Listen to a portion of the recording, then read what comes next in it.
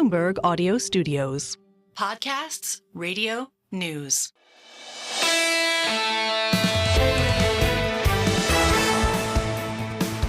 Single best idea, and our single best idea is it has been just an extraordinary week. The team has worked nonstop from literally Thursday last to have a set of conversations that lay out the moment we're in. The moment is, of course, the politics of the nation and all the upper. Thank you for the hate mail, the love notes, and all on the election. So much more. David Gura adamant that it will be eventful as we go to the inauguration. I guess he's right. It seems like there's a news item every day. Of course, we have to decide the House into next week as well. But just the conversation's been extraordinary. Let us begin the Washington Post today with a lead article on the future of the Pentagon. James Stavridis joined us, Admiral Stavridis, with all of his work in Brussels for NATO, his work for the United States Navy. Here is Admiral Stavridis on the future of the Pentagon. I'll give you three names that come to my mind. One is Mike Pompeo, who was the director of the CIA and then was the Secretary of State, West Point graduate, number one in his class. He could help. Number two, the last National Security Advisor, former Ambassador Robert O'Brien, very well grounded, steady.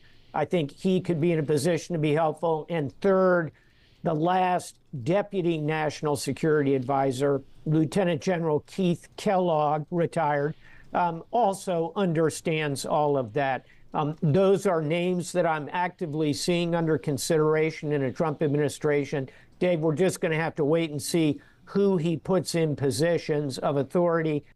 Admiral Stavridis, I did ask him if he would serve, and he said he's never turned down a request from the White House. James Stavridis there, of course, of the United States Navy. Michael Shaoul was in with Ion Asset Management. Michael Shaoul, really, really interesting, particularly on commodities. And, of course, that brings us over to China. Off of the election, our future relationship with Beijing. I think this is a process. I think Xi is in a position somewhat analogous to Draghi in 2011-12.